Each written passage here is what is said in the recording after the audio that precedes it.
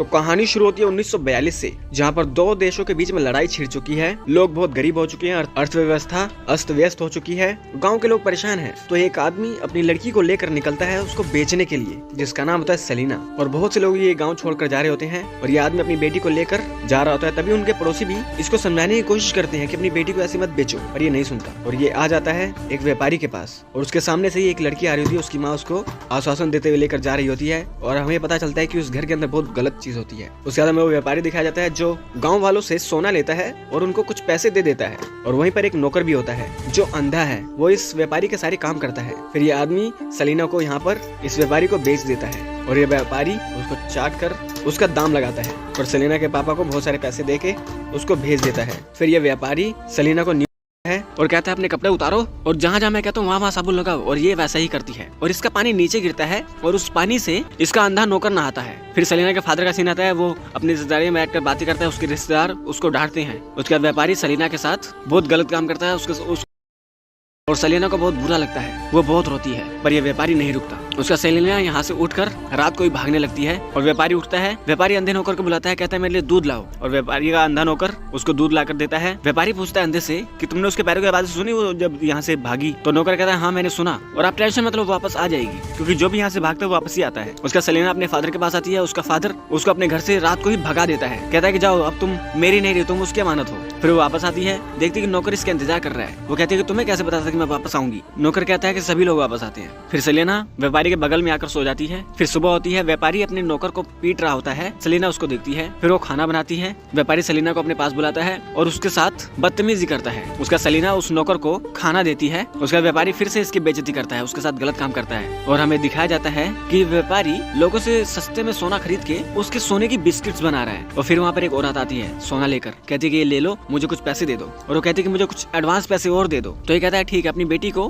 मेरे पास भेज देना जैसे तुमने पिछली बार भेजा था। और ये उसको पैसे देकर यहाँ से भेज देता है और ये औरत यहाँ से चली जाती है। फिर व्यापारी सेलिना के साथ नहाते नहाते गलत काम करता है। सेलिना इसके पैरों की मरहम पट्टी भी करती है क्योंकि वो लंगड़ा है। और तभी सेलिना और नौकर काम कर रहे होते हैं। उनके काम को व्यापारी देखता है और देखते देखते हॉर्नी हो जाता है और सेलिना के साथ गलत काम करने लगता है। तभी वहाँ पर बहुत सारे हेलीकॉप्टर्स आते हैं और वो हेलीकॉप्टर बहुत सारे पर्चे धरती पर इनके आसपास गिर देते हैं। और उसमें एक नोट होता है कि अब ये देश जापान से हटकर अमेरिका का हिस्सा हो चुका है, तो अपने आप को रजिस्टर करवा लें। उसका ये दोनों फिर से भरी बारिश में मजे करते हैं। और फिर रात होती है। रात को सेलिना व्यापारी की सेवा करती है, उसको दूध पिलाती है। तो व्यापारी अपनी तिजोरी खोलता है, अपनी तिजोरी में से अपनी बीवी का लॉकेट निकालता है और सेलिना को पहनाता है। उसका सेलिना इसके साथ फिर से प्यार करती है। फिर मॉर्निंग होती है। व्यापारी सेलिना को लेकर निकलता है गांव में और वो आता है एक वाइन शॉप पर और खुद वाइन पीता है। और वहीं पर सेलिना का फादर भी होता है। उसका सेलिना को ये औरत अपने पास बुलाती है और उसको कहती है कि अपना ध्यान रखना, वो व्यापारी नहीं मॉन्स्टर है। सेलिना कहती है हाँ मैं अपना ध्यान रखती हूँ। उसके बाद रात हो जाती है। व्यापारी बहुत ज्यादा नशे में होता है और वो सो जाता है। सेलिना उसकी चाबी निकालती है और उसकी तिजोरी चेक करती है। उसकी तिजोरी में बहुत सारे पैसे होते हैं, डायमंड के लॉकेट्स होते हैं और सोने के बिस्किट्स भी होते हैं। और वो नहाते नहाते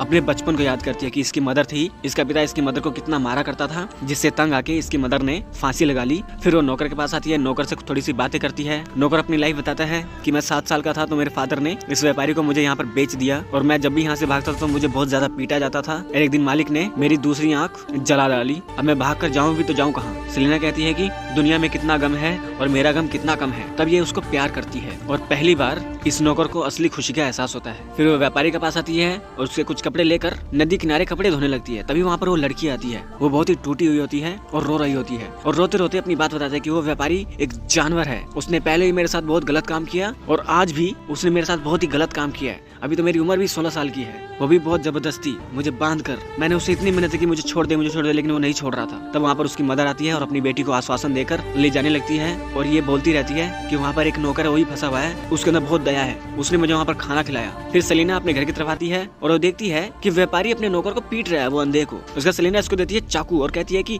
डंडे से क्यों पीट रहे हो, तुम्हारी एनर्जी वेस्ट हो रही है, ये लो चाकू और काट दो इसकी गर्दन। उसका व्यापारी को एहसास होता है कि यार नहीं ये तो सही कह रही है। उसका फिर से सेलिना इसको अच्छे से समझाती है कि देखो किसी को पीटोगे, किसी को मारोगे तो तुम्हारी एनर्जी वेस्ट होगी और तुम्हें कुछ नहीं मिलेगा, ऊपर से तुम्हें उसके मरहम पट्टी के लिए खर्चा करना होगा। फिर ये दोनों अच्छे से प्यार करते हैं और हमें दिखाया जाता है सेलिना की एक अलग साइड कि सेलिना जो है जानबूझ के इसके साथ अब एक तरह से फोर्सफुली प्यार कर रही है उसे। उधर अंधा सेलिना की वॉइस से सुनता है और तभी वहाँ पर एक जर्मन सिपाही आ जाता है। वो अंधे पर हमला करने वाला होता है लेकिन सेलिना इसको पीछे से आके पेल देती है। उसका बाद वो फिर से अंधे के साथ बैठती है, उससे कुछ बातें करती है और अंधे से पूछती है कि तुम कभी खुश हुए हो। तो ये बताता है कि कल रात को जिंदगी में पहली बार मैं खुश हुआ जब तुमने मुझे पहली बार छुआ। उसके बाद ये दोनों फिर से डिंग डोंग करने लगते हैं और मॉर्निंग होने के बाद ये लोग सिपाही की लाश को जला देते हैं। फिर सेलिना नाश्ता बनाती है, ये सब लोग खाना खाते हैं और उस वक्त भी व्यापारी सेलिना को इंसल्ट कर रहा होता है, लेकिन सेलिना उसको एंजॉय करने लगती है। उसका व्यापारी कहता है कि मैं आज सारा दिन बाहर रहूंगा, मुझे बहुत सारी वसूली करनी है, कुछ वाइन्स भी पीनी है। और वो निकल पड़ता है और रास्ते में देखता है वो औरत जिसकी बेटी को था पैसों में, और ये बहुत सारे पैसे देता है उसको और कहता है कि अपनी बेटी को आज रात फिर से भेज देना। लेकिन ये औरत वो पैसे लेकर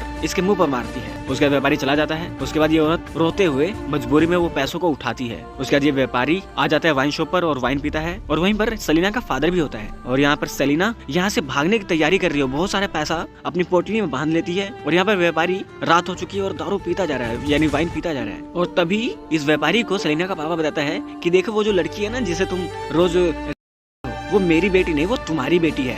मैं जानता था मेरी वाइफ का और तुम्हारा अफेयर था, जिस वजह से मैं अपनी वाइफ को पसंद नहीं करता था, और वो बेटी मेरी नहीं तुम्हारी है। ये बात कह के वो उसका दिल तोड़ देता है। यहाँ पर सेलिना और अंधा दोनों डिंगडोंग करने लगते हैं और इनको डिंगडोंग करते हुए व्यापारी देखता है और व्यापारी इनको मारने आता है। और तभी सेलिना उठाती है चाकू और घुसा देती है व्यापारी के पेट में, वो भी 2-3 बार, और व्यापारी यहाँ से टपक जाता है बिना कुछ बोले ही। और ये दोनों व्यापारी के घर को आग लगा के उसका सारा पैसा लेकर यहाँ से निकलने लगते हैं। निकलते निकलते मॉर्निंग हो जाती है। मॉर्निंग में सेलिना पैसों का और सोने का आधा हिस्सा करती है और आधा हिस्सा अंधे को दे देती है। उसके गले में एक लॉकेट डालती है और कहती है कि देखो हम दोनों एक साथ सर्वाइव नहीं कर सकते, मेरी जिंदगी अलग है, तुम्हारी जिंदगी अलग है, तुम्हें अकेला इस समाज से लड़ना होगा और लड़ने के लिए तुम्हारे पास पावर होनी चाहिए और तुम्हारी पावर सिर्फ पैसा है, पैसे के दम पर तुम्हें अपनी जिंदगी अकेले जीनी है। और सेलिना इस अंधे को छोड़कर चली जाती है और ये अंधा महसूस करता है कि सब लोग ये गाँव छोड़कर जा रहे हैं और वो उनकी भीड़ में उनके साथ ही चलने लगता है। और यहाँ पर ये फिल्म एंड हो जाती है बहुत अच्छा मैसेज देते हुए कि दोस्तों जिंदगी में परेशानियां सबके पास आती है और सभी लोग अपनी परेशानियों से लड़ते हैं, अपने हालातों से लड़ते हैं, जैसे सेलिना ने लड़ा, जैसे इस अंधे ने लड़ा। इसलिए कभी भी आपकी जिंदगी में कोई भी परेशानी आए तो उससे मुंह मत फेरो, उसका सामना करो। यही इस फिल्म का मैसेज है।